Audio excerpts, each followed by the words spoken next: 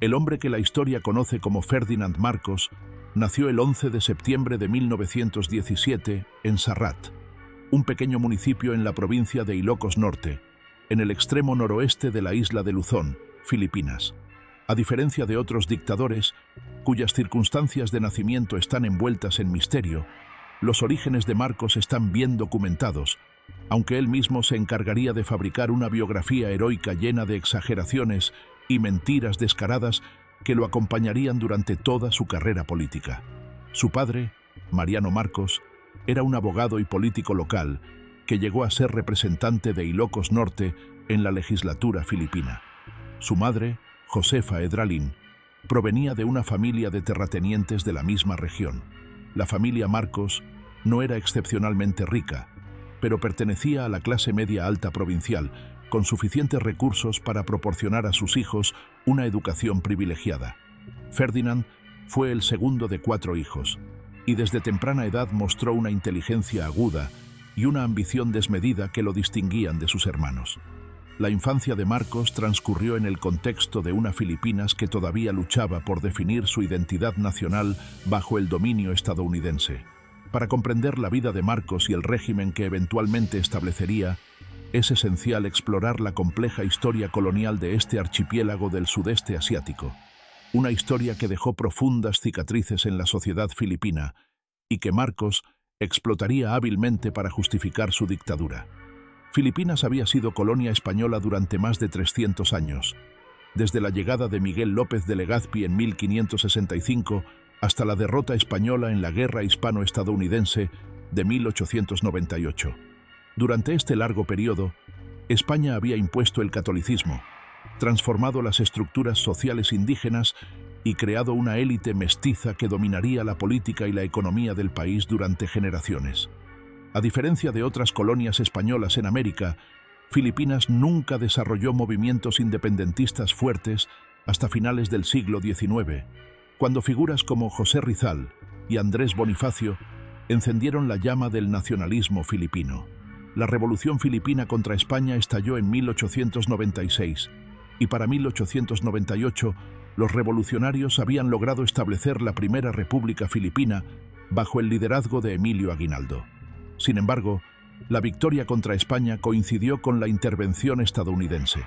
Tras derrotar a España, Estados Unidos no reconoció la independencia filipina, sino que compró el archipiélago por $20 millones en el Tratado de París. Lo que siguió fue la brutal Guerra Filipino-Estadounidense de 1899 a 1902, un conflicto que costó la vida a cientos de miles de filipinos y que terminó con la consolidación del dominio estadounidense. El colonialismo estadounidense en Filipinas fue diferente al español en varios aspectos importantes. Los estadounidenses se presentaban como tutores benévolos que prepararían a los filipinos para el autogobierno, una promesa que cumpliría eventualmente, pero solo después de décadas de explotación económica y control político. Estados Unidos estableció un sistema educativo público basado en el modelo estadounidense, con el inglés como lengua de instrucción, creando una nueva élite filipina educada en valores y cultura estadounidenses. Este sistema educativo tendría un impacto profundo en Ferdinand Marcos. Asistió a escuelas públicas en Ilocos Norte antes de trasladarse a Manila para cursar estudios secundarios y universitarios. Ingresó en la Universidad de Filipinas, la institución de educación superior más prestigiosa del país, donde estudió Derecho. Fue durante estos años universitarios cuando comenzó a forjar la leyenda de sí mismo que lo acompañaría toda su vida. Marcos se presentaba como un estudiante brillante, un atleta excepcional y un líder nato, y ciertamente era inteligente y ambicioso. Sin embargo, también fue durante estos años cuando cometió su primer crimen documentado. En 1935, Julio Nalundasan, un rival político de su padre, fue asesinado a tiros poco después de derrotar a Mariano Marcos en las elecciones legislativas. Ferdinand Marcos, entonces de 18 años, fue arrestado y acusado del asesinato junto con otros miembros de su familia. El juicio de Marcos por el asesinato de Nalundasan se convirtió en un evento que definiría su carrera temprana. Fue condenado en primera instancia y sentenciado a prisión, pero apeló la decisión. Mientras esperaba el fallo de apelación, Marcos se preparó para el examen de abogacía y, según la leyenda que él mismo propagó, obtuvo la calificación más alta de su generación. En 1940, la Corte Suprema de Filipinas revocó su condena, liberándolo de todos los cargos. Marcos siempre presentó esta absolución como prueba de su inocencia, pero muchos historiadores creen que la decisión fue resultado de la influencia política de su familia más que de la evidencia del caso. La Segunda Guerra Mundial transformó radicalmente Filipinas y proporcionó a Marcos la oportunidad de construir la parte más importante de su mitología personal. Cuando Japón invadió las islas en diciembre de 1941, Marcos, según su propia versión, se unió inmediatamente a la resistencia y se convirtió en uno de los guerrilleros más heroicos de la guerra. Afirmaba haber liderado una unidad de resistencia llamada los Maharlika, haber sido capturado y torturado por los japoneses, haber escapado milagrosamente y haber recibido docenas de medallas por su valor, incluyendo la Medalla de Honor de Estados Unidos y la Medalla del Valor de Filipinas. Esta narrativa heroica de guerra fue fundamental para la carrera política de Marcos. Durante décadas, se presentó como el filipino más condecorado de la Segunda Guerra Mundial, un héroe nacional cuyo sacrificio le daba derecho a liderar la nación. Sin embargo, investigaciones posteriores, particularmente las realizadas por el historiador Alfred McCoy y por el propio ejército estadounidense, demolieron casi por completo estas afirmaciones. Los registros militares estadounidenses no podían verificar la mayoría de las medallas que Marcos afirmaba haber recibido. La unidad Maharlika aparentemente existió solo en el papel, creada retroactivamente para justificar las afirmaciones de Marcos. Y varios testigos contradijeron directamente sus historias de heroísmo. La verdad sobre las actividades de Marcos durante la guerra parece haber sido mucho más mundana y, en algunos aspectos, más turbia. Hay evidencia de que colaboró en ciertos momentos con los japoneses, como hicieron muchos filipinos que intentaban sobrevivir la ocupación. También hay indicios de que su principal actividad durante la guerra fue el contrabando y el mercado negro, acumulando riqueza mientras otros luchaban y morían. Pero estas revelaciones no saldrían a la luz hasta décadas después, cuando Marcos ya había consolidado su poder absoluto.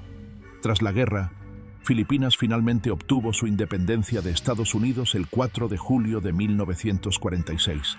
El nuevo país enfrentaba enormes desafíos. La devastación física de la guerra, que había dejado a Manila como una de las ciudades más destruidas del mundo después de Varsovia. Una economía en ruinas, tensiones sociales entre la élite terrateniente y los campesinos sin tierra, y una insurgencia comunista en las zonas rurales conocida como el movimiento Hukbalahap, o simplemente los Huks. Ferdinand Marcos ingresó a la política formal en este contexto turbulento. En 1949, a los 32 años, fue elegido representante de Ilocos Norte en el Congreso filipino, el mismo puesto que su padre había ocupado décadas antes. Marcos era un político natural, carismático, elocuente, despiadado y completamente flexible en sus principios. Inicialmente se alineó con el Partido Liberal, la fuerza política dominante en ese momento, y rápidamente ascendió en las filas del partido.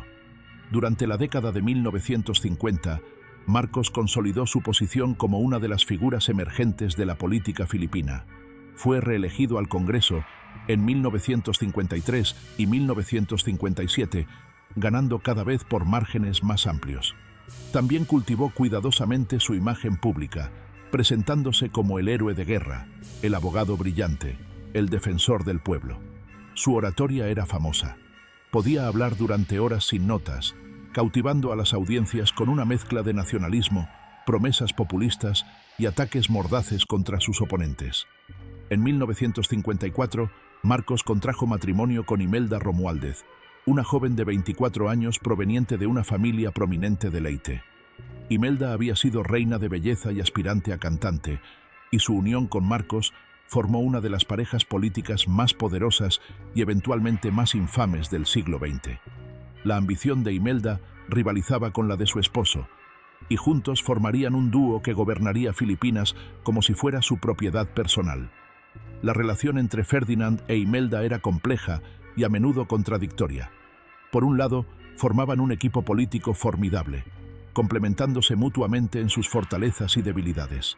Imelda era el rostro glamoroso del régimen, la anfitriona de eventos sociales, la constructora de monumentos y palacios. Ferdinand era el estratega, el manipulador, el que tomaba las decisiones cruciales. Pero también había tensiones. Ferdinand era notoriamente infiel, manteniendo numerosas amantes a lo largo de su vida, mientras que Imelda desarrolló su propia esfera de poder e influencia que a veces entraba en conflicto con la de su esposo. En 1959, Marcos fue elegido al Senado filipino, un ascenso significativo que lo colocaba entre los políticos más prominentes del país. Durante sus años en el Senado, continuó perfeccionando su imagen y expandiendo su base de poder. También comenzó a posicionarse para la presidencia, el objetivo que había perseguido desde el comienzo de su carrera. El sistema político filipino de esta época era profundamente disfuncional. La democracia formal coexistía con oligarquías provinciales que controlaban la política local a través del patronazgo, la intimidación y, cuando era necesario, la violencia electoral. La tierra estaba concentrada en manos de unas pocas familias poderosas, mientras que la mayoría de los campesinos vivían en condiciones de pobreza extrema. La corrupción era endémica en todos los niveles del gobierno, y la influencia estadounidense seguía siendo omnipresente, con bases militares estadounidenses en el país y una economía estructurada para beneficiar a los intereses estadounidenses. Marcos navegó este sistema con maestría, cambiaba de partido cuando le convenía, traicionaba aliados cuando dejaban de serle útiles y hacía promesas que no tenía intención de cumplir. En 1965, cuando el Partido Liberal le negó la nominación presidencial a favor del presidente en ejercicio, Diosdado Macapagal, Marcos simplemente cambió al Partido Nacionalista, que lo nombró su candidato. La campaña presidencial de 1965 fue una de las más costosas y sucias en la historia filipina hasta ese momento. Marcos desplegó todos los recursos a su disposición: dinero, propaganda, intimidación y su narrativa de héroe de guerra. Imelda jugó un papel crucial, encantando a las multitudes con su belleza y carisma. El eslogan de campaña era simple pero efectivo: "Este hombre es diferente". Marcos prometía acabar con la corrupción, impulsar el desarrollo económico y restaurar la grandeza de Filipinas. El 9 de noviembre de 1965, Ferdinand Marcos fue elegido 10º presidente de la República de Filipinas, derrotando a Macapagal por un margen sustancial. Tenía 48 años y había alcanzado la cúspide del poder político filipino. En su discurso inaugural, prometió una revolución desde el centro, una transformación de la sociedad filipina que eliminaría la pobreza, la corrupción y la injusticia. Pocas personas imaginaban entonces que este hombre elocuente y aparentemente idealista se convertiría en uno de los dictadores más duraderos y corruptos del siglo XX. Los primeros años de la presidencia de Marcos fueron relativamente convencionales para los estándares filipinos. Implementó programas de infraestructura, expandió la educación y buscó atraer inversión extranjera.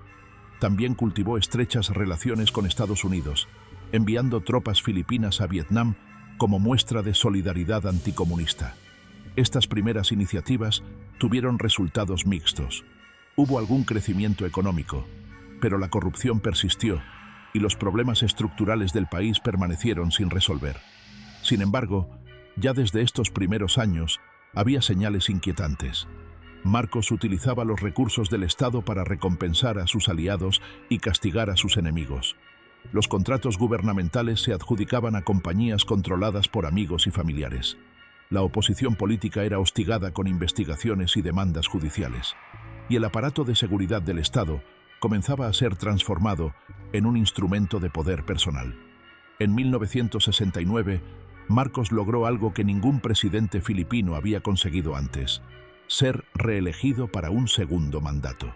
La Constitución filipina limitaba a los presidentes a 2 mandatos de 4 años, lo que significaba que 1973 debería haber sido su último año en el poder. Pero Marcos no tenía intención de retirarse. Desde el momento de su reelección, comenzó a planificar cómo extender su permanencia en el poder indefinidamente. Si te está gustando este video, suscríbete al canal para no perderte la continuación de esta increíble historia y más contenido sobre los dictadores más despiadados de la historia. El contexto político de principios de los años 70 proporcionó a Marcos los pretextos que necesitaba. Filipinas enfrentaba múltiples desafíos de seguridad. Una insurgencia comunista del nuevo Ejército del Pueblo, que estaba ganando fuerza en las zonas rurales, un movimiento separatista musulmán en el sur del país, y una creciente agitación estudiantil en Manila que protestaba contra la corrupción del gobierno y la presencia militar estadounidense. Marcos exageró sistemáticamente estas amenazas para justificar medidas cada vez más autoritarias. En agosto de 1971, durante un mitin del Partido Liberal en la Plaza Miranda de Manila, explotaron granadas que mataron a 9 personas e hirieron a más de 100. Marcos inmediatamente culpó a los comunistas y suspendió el derecho de habeas corpus, permitiendo detenciones sin orden judicial.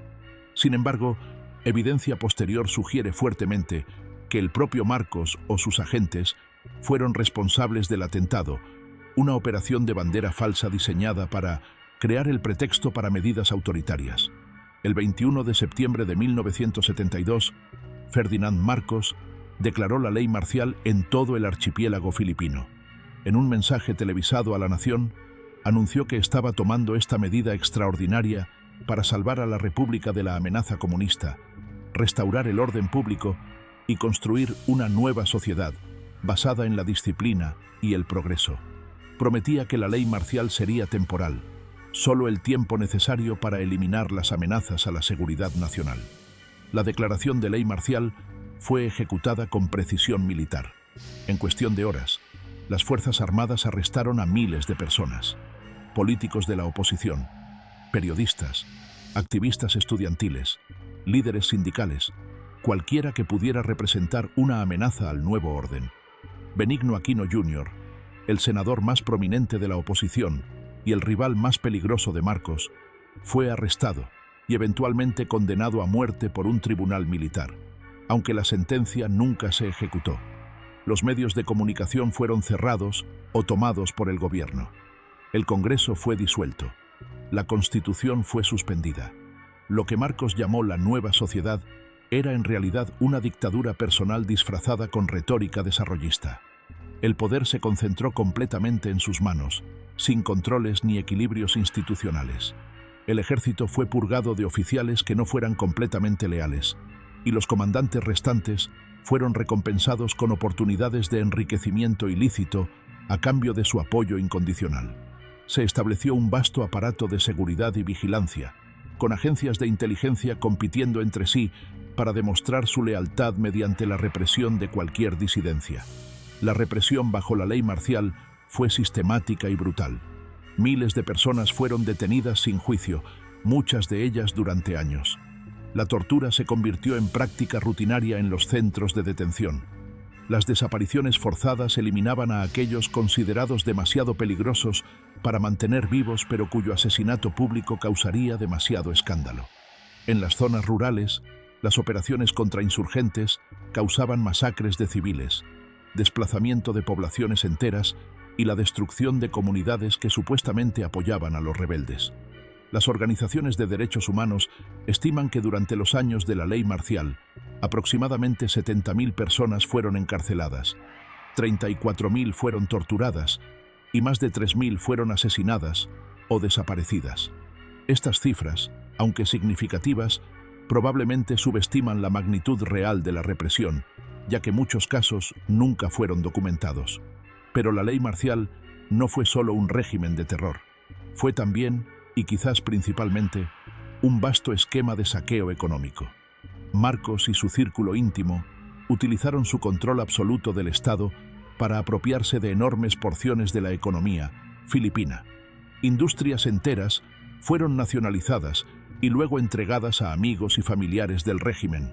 Los bancos fueron saqueados mediante préstamos que nunca se pagaron. Los contratos gubernamentales se adjudicaban a precios inflados, con la diferencia desviada a cuentas privadas. El sistema de saqueo funcionaba a través de lo que se conocía como el capitalismo de amigos o crony capitalism. Un pequeño grupo de empresarios cercanos a Marcos recibía monopolios, licencias y préstamos gubernamentales que les permitían dominar sectores clave de la economía. A cambio, estos cronies, compartían sus ganancias con Marcos y le proporcionaban fondos políticos cuando los necesitaba. Los más prominentes incluían a Eduardo Cojuanco en la industria del coco, Lucio Tan en el tabaco y la cerveza, y Roberto Benedicto en el azúcar. La familia Marcos directamente controlaba vastas propiedades y negocios. Imelda, en particular, se convirtió en una empresaria por derecho propio, aunque sus negocios consistían principalmente en apropiarse de activos estatales y exigir participaciones en empresas privadas a cambio de favores gubernamentales. Los hijos Marcos también fueron incorporados al esquema de enriquecimiento desde temprana edad, preparándolos para heredar eventualmente el imperio familiar. La escala del saqueo era casi incomprensible. Investigaciones posteriores estimarían que Marcos y su familia robaron entre 5 y 10 mil millones de dólares del pueblo filipino durante sus 2 décadas en el poder. Esta cifra lo convierte en uno de los cleptócratas más exitosos de la historia mundial. El dinero fue canalizado hacia cuentas bancarias en Suiza, Liechtenstein y otros paraísos fiscales, invertido en propiedades inmobiliarias en Nueva York, Londres y otras capitales mundiales, y gastado en un estilo de vida de opulencia obscena. Es aquí donde entran los famosos zapatos. Imelda Marcos desarrolló una obsesión por el calzado de lujo que se convirtió en símbolo de los excesos del régimen. Cuando los Marcos fueron finalmente derrocados en 1986, se descubrieron en el Palacio de Malacañang más de 3.000 pares de zapatos pertenecientes a Imelda, junto con miles de vestidos, centenares de bolsos de diseñador y joyas valoradas en millones de dólares. La imagen de esos armarios repletos de calzado de lujo, en un país donde millones de personas no podían permitirse un solo par de zapatos, capturó perfectamente la obscenidad moral del régimen Marcos. Pero los zapatos eran solo la punta del iceberg. La colección de arte de los Marcos incluía obras de Picasso, Monet, Renoir y otros maestros, muchas de ellas compradas con fondos públicos saqueados. Las joyas de Imelda incluían diamantes, rubíes y esmeraldas de valor incalculable. Las propiedades inmobiliarias abarcaban mansiones en Manhattan, edificios en Londres y villas en la Riviera Francesa. Todo esto mientras el ingreso per cápita de Filipinas estancaba y la pobreza se extendía. La economía filipina bajo Marcos presentaba una paradoja. Por un lado, hubo periodos de crecimiento, particularmente en los primeros años de la ley marcial, cuando la estabilidad atrajo inversión extranjera. Se construyeron carreteras, puentes y otros proyectos de infraestructura, muchos de ellos genuinamente útiles, aunque frecuentemente plagados de sobrecostos que beneficiaban a los contratistas del régimen. Por otro lado, la corrupción sistémica, la mala gestión económica y el saqueo directo socavaban el desarrollo a largo plazo. La deuda externa de Filipinas se disparó durante los años de Marcos, de menos de 1.000 millones de dólares en 1965 a más de 26.000 millones en 1986. Gran parte de esta deuda fue contraída para financiar proyectos de dudoso valor económico, pero excelentes oportunidades de robo, como la planta nuclear de Bataan, construida a un costo astronómico en una zona sísmica y volcánica, y que nunca llegó a operar. El servicio de esta deuda asfixiaba la economía y reducía los recursos disponibles para servicios sociales básicos. La política exterior de Marcos estaba dominada por la relación con Estados Unidos. El dictador filipino era un aliado incondicional de Washington en la Guerra Fría, proporcionando bases militares estratégicamente cruciales y apoyo político en foros internacionales. A cambio, Estados Unidos hacía la vista gorda ante las violaciones de derechos humanos y proporcionaba ayuda económica y militar que ayudaba a mantener al régimen en el poder. Esta relación simbiótica continuaría hasta que los intereses estadounidenses finalmente divergieran de los de Marcos en los años 80. Los años 70 transcurrieron con Marcos consolidando su control absoluto sobre Filipinas, mientras el país se hundía cada vez más en la corrupción y la represión. La ley marcial, que supuestamente debía ser temporal, se convirtió en la norma permanente. Marcos gobernaba por decreto, emitiendo cientos de órdenes presidenciales que tenían fuerza de ley sin necesidad de aprobación legislativa alguna. El Congreso había sido reemplazado por una asamblea títere llamada Batasang Pambansa. cuyos miembros eran cuidadosamente seleccionados para garantizar su lealtad al régimen. En 1981, Marcos formalmente levantó la ley marcial, pero esto fue poco más que un gesto cosmético. Los poderes de emergencia que se había arrogado permanecieron intactos. La oposición política seguía siendo suprimida. Los presos políticos continuaban en las cárceles y el aparato de seguridad del Estado seguía operando con la misma brutalidad de siempre. Lo que cambió fue principalmente la retórica. Marcos ahora hablaba de normalización, mientras mantenía todos los elementos esenciales de la dictadura. La visita del Papa Juan Pablo II a Filipinas en febrero de 1981 fue un momento revelador. El Papa, que había desempeñado un papel crucial en la resistencia al comunismo en 1900, su Polonia natal, expresó públicamente su preocupación por la situación de los derechos humanos en Filipinas.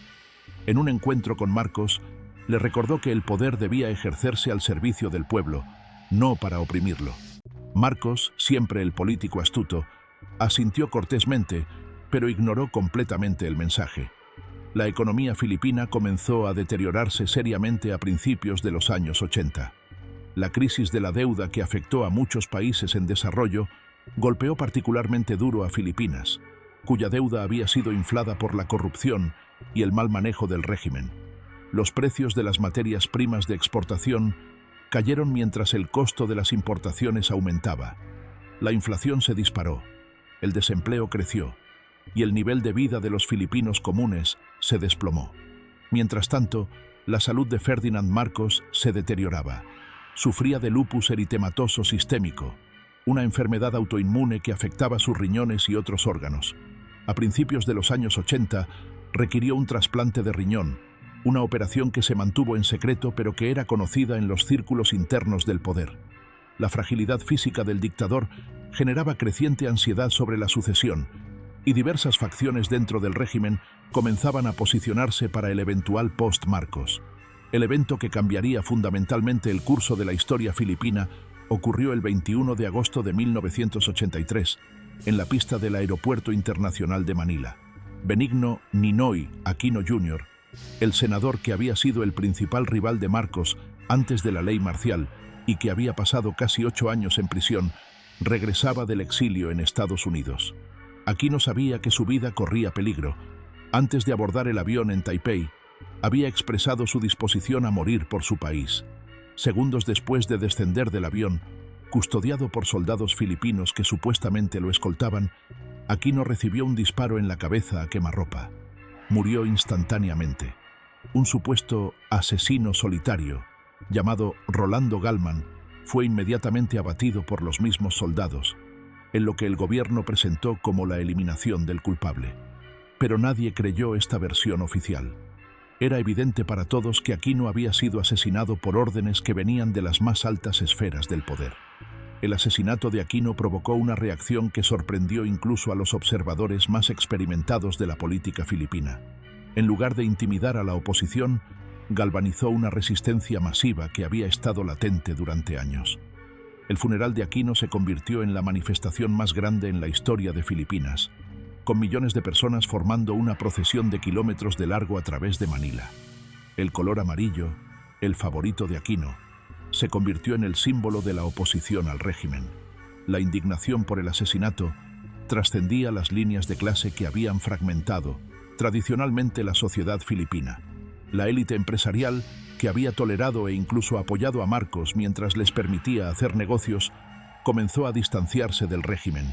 La clase media urbana, que había aceptado pasivamente la dictadura a cambio de estabilidad, ahora se manifestaba abiertamente en las calles. Y los pobres, que siempre habían sufrido las peores consecuencias del régimen, encontraban finalmente aliados en su lucha. La Iglesia Católica asumió un papel de liderazgo en la oposición. El cardenal Jaime Sin, arzobispo de Manila, se convirtió en una de las voces más influyentes contra el régimen. Desde su posición, que le daba cierta inmunidad contra la represión directa, Sin articulaba las demandas de justicia y democracia que millones de filipinos sentían, pero no podían expresar abiertamente. Las parroquias se convirtieron en centros de organización, y las misas dominicales incluían cada vez más frecuentemente mensajes políticos apenas velados. La viuda de Aquino corazón, Cory Aquino, emergió gradualmente como la figura central de la oposición. Cory no era política de profesión. Era una ama de casa de clase alta que había apoyado la carrera de su esposo desde las sombras. Pero precisamente, esta cualidad de ser una persona común, no contaminada por las maquinaciones de la política tradicional filipina, la hacía extraordinariamente atractiva para un público hastiado de políticos corruptos. Su sinceridad, su dolor evidente por el asesinato de su esposo y su valentía al enfrentarse al régimen que había matado a Ninoy la convertían en un símbolo poderoso. La economía filipina continuó su caída libre durante 1984 y 1985. La fuga de capitales se aceleró a medida que los inversores perdían confianza en el régimen. El peso filipino se devaluó dramáticamente. El desempleo alcanzó niveles sin precedentes. Y la insurgencia comunista, lejos de ser derrotada por la ley marcial, había crecido enormemente, controlando vastas zonas del campo filipino. El nuevo ejército del pueblo contaba ahora con más de 20.000 combatientes armados, su número más alto en la historia. Estados Unidos, el aliado más importante de Marcos, comenzó a reconsiderar su apoyo al dictador. La administración Reagan, aunque ideológicamente simpática a los regímenes anticomunistas, se preocupaba cada vez más por la estabilidad de Filipinas. Las bases militares estadounidenses en el país, Clark y Subic Bay, eran cruciales para la estrategia estadounidense en el Pacífico, y un colapso del régimen Marcos podría poner en peligro estos activos. Diplomáticos estadounidenses comenzaron a presionar discretamente para reformas políticas. Bajo esta presión combinada, interna y externa, Marcos tomó una decisión que resultaría fatal para su régimen. En noviembre de 1985 anunció que convocaría elecciones presidenciales anticipadas para febrero de 1986, un año antes de lo constitucionalmente requerido. Marcos creía que podía ganar estas elecciones, o al menos manipularlas lo suficiente como para proclamarse vencedor, y que esto le daría la legitimidad que necesitaba para continuar en el poder. Fue un error de cálculo catastrófico.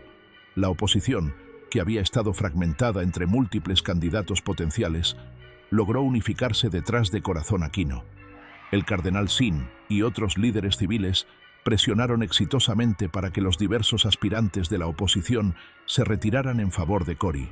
Salvador Laurel, otro prominente opositor, aceptó ser candidato a vicepresidente en una fórmula conjunta. Por primera vez, el régimen enfrentaba una oposición unida y con un candidato que podía movilizar un apoyo genuinamente popular. La campaña electoral de 1986 fue extraordinaria. Millones de filipinos se volcaron a las calles para apoyar a Cory Aquino, vistiendo amarillo y haciendo la señal de la L con sus manos, el símbolo de la oposición. Los mítines de Aquino atraían multitudes masivas que no se habían visto en la política filipina en décadas. Había una sensación palpable de que algo histórico estaba ocurriendo, de que el pueblo filipino finalmente estaba recuperando su voz. El régimen de Marcos respondió con todos los recursos a su disposición: intimidación, compra de votos, propaganda y violencia selectiva. Los medios de comunicación controlados por el gobierno atacaban constantemente a Aquino como una ingenua manipulada por los comunistas. Los funcionarios locales fueron movilizados para garantizar votos favorables a Marcos en sus jurisdicciones, y el aparato de fraude electoral que el régimen había perfeccionado durante décadas fue puesto en marcha para manipular los resultados. El día de las elecciones, el 7 de febrero de 1986, fue marcado por irregularidades masivas. Observadores electorales documentaron casos generalizados de compra de votos, intimidación de votantes y manipulación de las actas de escrutinio. En algunas áreas, las urnas fueron robadas abiertamente. En otras, los resultados reportados eran físicamente imposibles, con más votos contados que votantes registrados. Era evidente para todos, excepto para el régimen, que Marcos estaba intentando robar las elecciones. La Comisión Electoral Oficial, controlada por el régimen, comenzó a proclamar resultados que mostraban a Marcos con una ventaja creciente. Pero un grupo de técnicos de computación que trabajaban para la comisión, horrorizados por el fraude que se les ordenaba cometer, abandonaron sus puestos en protesta pública. Esta deserción dramática, transmitida en vivo por televisión, confirmó lo que todos sospechaban. Los resultados estaban siendo fabricados.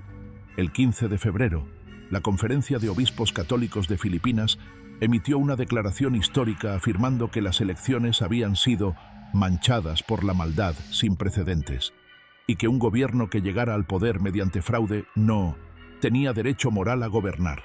Era efectivamente un llamado a la resistencia por parte de la institución más respetada del país.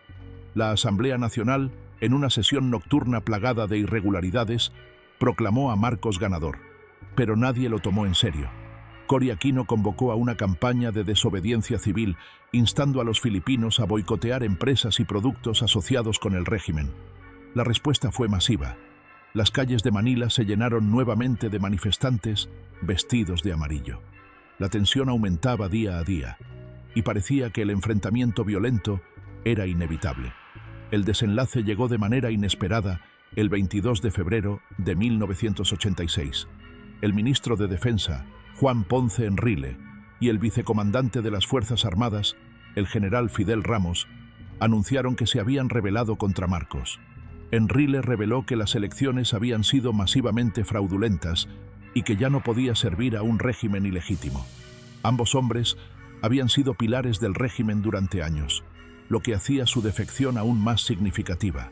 Los rebeldes se atrincheraron en dos campamentos militares en la avenida Epifanio de los Santos, conocida como EDSA, en el corazón de Manila.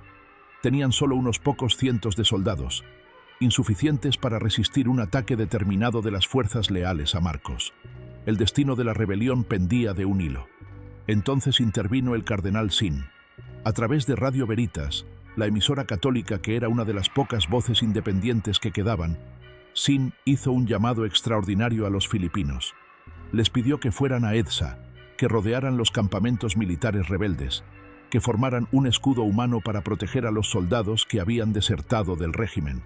Era una invitación a la revolución, pero una revolución pacífica, basada en la fe y el coraje civil. La respuesta superó cualquier expectativa. En cuestión de horas, cientos de miles de personas convergieron en EDSA. Vinieron de todos los estratos sociales, empresarios en sus automóviles de lujo, obreros en jeepneys, monjas y sacerdotes, estudiantes y ancianos, familias enteras con niños. Llevaban flores, rosarios, comida para compartir, cantaban, rezaban y se paraban desarmados frente a los tanques que Marcos había enviado para aplastar la rebelión. Lo que siguió fue una de las escenas más extraordinarias del siglo XX. Los tanques avanzaron hacia las multitudes, pero se detuvieron cuando los civiles se negaron a dispersarse. Soldados enviados para disparar contra el pueblo se encontraron recibiendo flores y abrazos de las mismas personas que debían reprimir. Uno por uno, unidades militares que habían sido leales a Marcos comenzaron a desertar, uniéndose a los rebeldes o simplemente negándose a obedecer órdenes de atacar a civiles desarmados. Durante 4 días, del 22 al 25 de febrero, el drama se desarrolló ante los ojos del mundo. Marcos, cada vez más aislado en el palacio de Malacañang, se negaba a aceptar la realidad. Ordenó ataques aéreos contra los campamentos rebeldes, pero los pilotos de helicópteros desertaron en lugar de cumplir las órdenes. Intentó proclamarse presidente en una ceremonia transmitida por televisión, pero la transmisión fue interrumpida cuando las fuerzas rebeldes tomaron las estaciones de televisión del gobierno. Estados Unidos, que había intentado mediar una transición ordenada, finalmente comunicó a Marcos que ya no tenía su apoyo y que debía abandonar el país.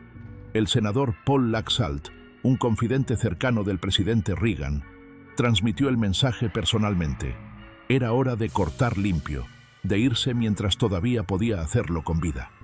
En la noche del 25 de febrero de 1986, Ferdinand e Imelda Marcos, junto con su familia y un pequeño grupo de aliados leales, abordaron helicópteros estadounidenses que los trasladaron a la base aérea de Clark.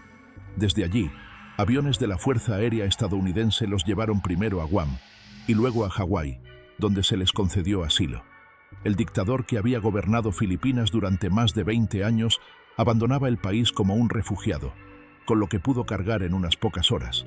Lo que dejaron atrás en el Palacio de Malacañang se convirtió en símbolo de los excesos del régimen. Además de los famosos 3.000 pares de zapatos de Imelda, se encontraron armarios llenos de ropa de diseñador, cajas de joyas, pieles, bolsos de lujo. También se descubrieron documentos que revelaban la magnitud del saqueo, cuentas bancarias en Suiza, propiedades inmobiliarias alrededor del mundo, inversiones en empresas fantasma. El nuevo gobierno de Cory Aquino estimó inicialmente que los Marcos habían robado al menos 5.000 millones de dólares, aunque investigaciones posteriores sugirieron que la cifra real podría ser del doble. La Revolución del Poder Popular, como fue bautizado este levantamiento, fue celebrada en todo el mundo como un triunfo de la voluntad popular sobre la tiranía. Era la primera de las revoluciones de colores que derrocarían regímenes autoritarios en diversos países en las décadas siguientes. Filipinas había demostrado que era posible derrocar una dictadura sin derramamiento masivo de sangre, a través de la movilización pacífica de millones de ciudadanos. Sin embargo, la revolución también tenía sus limitaciones. Muchos de los arquitectos del régimen Marcos permanecieron en posiciones de poder.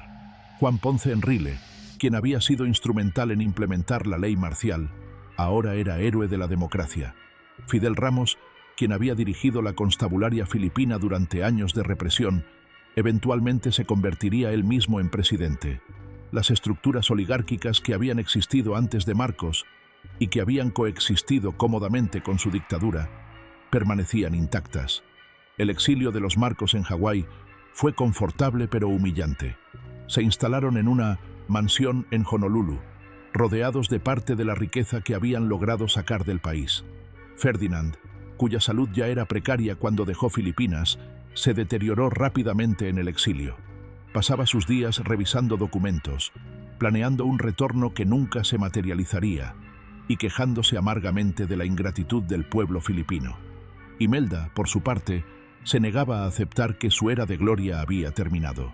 Continuaba vistiéndose con ropa de diseñador, recibiendo visitantes como si todavía fuera la primera dama, y afirmando que ella y Ferdinand habían sido los mejores gobernantes que Filipinas había tenido jamás. Su capacidad para la negación de la realidad era verdaderamente extraordinaria. El gobierno filipino y diversos grupos de víctimas iniciaron procedimientos legales para recuperar la riqueza robada por los Marcos. Estos esfuerzos tuvieron resultados mixtos. Algunas propiedades y cuentas bancarias fueron identificadas y congeladas, pero la vasta mayoría de la riqueza saqueada permanecía oculta en una red laberíntica de empresas fantasma, fideicomisos y cuentas numeradas que resultaba casi imposible de desentrañar. Ferdinand Marcos murió el 28 de septiembre de 1989, en Honolulu, a los 72 años de edad. La causa oficial fue insuficiencia cardíaca, renal y pulmonar, consecuencia de años de enfermedad. Murió en el exilio, sin haber sido juzgado por sus crímenes, sin haber enfrentado verdadera rendición de cuentas por las décadas de represión y saqueo. Su cuerpo fue preservado y colocado en un mausoleo refrigerado, a la espera de un eventual retorno a Filipinas que su viuda estaba determinada a lograr. Imelda Marcos pasó las décadas siguientes luchando en múltiples frentes. Enfrentó cargos criminales en Estados Unidos, siendo absuelta en 1990 de acusaciones de fraude relacionadas con el saqueo de fondos filipinos. Regresó a Filipinas en 1991, donde enfrentó múltiples casos por corrupción, la mayoría de los cuales resultaron en absoluciones o prescripciones. Intentó volver a la política, presentándose sin éxito a la presidencia en 1992, pero siendo elegida al Congreso en 1995. La familia Marcos nunca aceptó su caída del poder como legítima ni permanente. Desde el momento del exilio, trabajaron sistemáticamente para rehabilitar su imagen y recuperar su posición. Negaban o minimizaban los crímenes del régimen. Presentaban los años de la ley marcial como una era de orden y progreso, y cultivaban cuidadosamente alianzas políticas que eventualmente les permitirían regresar al poder. El cuerpo de Ferdinand Marcos fue finalmente llevado a Filipinas en 1993, pero no fue enterrado, sino mantenido en exhibición en un mausoleo en Ilocos Norte, la provincia natal de la familia. Durante más de 2 décadas, los Marcos presionaron para que los restos fueran trasladados al cementerio de los héroes en Manila, un honor reservado para presidentes y héroes nacionales. Sus víctimas y los defensores de los derechos humanos se oponían vehementemente, argumentando que un dictador responsable de miles de muertes no merecía tal reconocimiento. En 2016, el recién elegido presidente Rodrigo Duterte, un aliado de la familia Marcos, autorizó el entierro de Ferdinand en el Cementerio de los Héroes. La decisión fue ratificada por la Corte Suprema en una votación controvertida. El 18 de noviembre de 2016, en una ceremonia secreta realizada sin previo aviso para evitar protestas, los restos de Ferdinand Marcos fueron finalmente enterrados con honores militares. Para sus víctimas, fue una segunda traición. Para sus partidarios, una vindicación largamente esperada. El regreso de los Marcos al poder culminó de manera espectacular en mayo de 2022, cuando Ferdinand Bongbong Marcos Jr., el hijo del dictador, fue elegido presidente de Filipinas por un margen aplastante. Bongbong había pasado décadas preparándose para este momento, sirviendo como gobernador, congresista y senador, mientras trabajaba para rehabilitar el nombre de su familia. Su victoria representaba el fracaso final de los esfuerzos por establecer una rendición de cuentas por los crímenes de la dictadura. La elección de Bongbong Marcos fue posible por múltiples factores. Una campaña masiva de desinformación en redes sociales había reescrito la historia de la era Marcos, presentándola como una época dorada de prosperidad y orden. Una generación de filipinos que no había vivido la dictadura era susceptible a esta narrativa revisionista. La alianza con Sara Duterte, hija del presidente saliente, proporcionó una base política formidable, y la fragmentación de la oposición impedía una candidatura unificada que pudiera desafiar efectivamente a Marcos. Imelda Marcos, a sus 93 años, vio cumplido su sueño de ver a su hijo en el Palacio de Malacañang. La mujer de los 3.000 zapatos, que había sido símbolo de la corrupción obscena del régimen, ahora era nuevamente la matriarca de la familia gobernante. Aunque su salud no le permitía participar activamente en la política, su mera presencia representaba la rehabilitación completa del nombre Marcos. El legado de Ferdinand Marcos sigue siendo profundamente disputado en Filipinas. Para sus partidarios, fue un líder fuerte que trajo orden y desarrollo a un país caótico y cuya caída fue orquestada por enemigos extranjeros y élites resentidas. Para sus críticos, fue un tirano corrupto cuyo régimen asesinó, torturó y robó a escala masiva, y cuyo legado continúa envenenando la política filipina. Los hechos históricos, sin embargo, son claros. Durante los 20 años del régimen Marcos, miles de filipinos fueron asesinados o desaparecidos por razones políticas. Decenas de miles fueron torturados. Cientos de miles fueron encarcelados sin debido proceso. Y miles de millones de dólares fueron saqueados del erario público para enriquecer a la familia gobernante y sus aliados.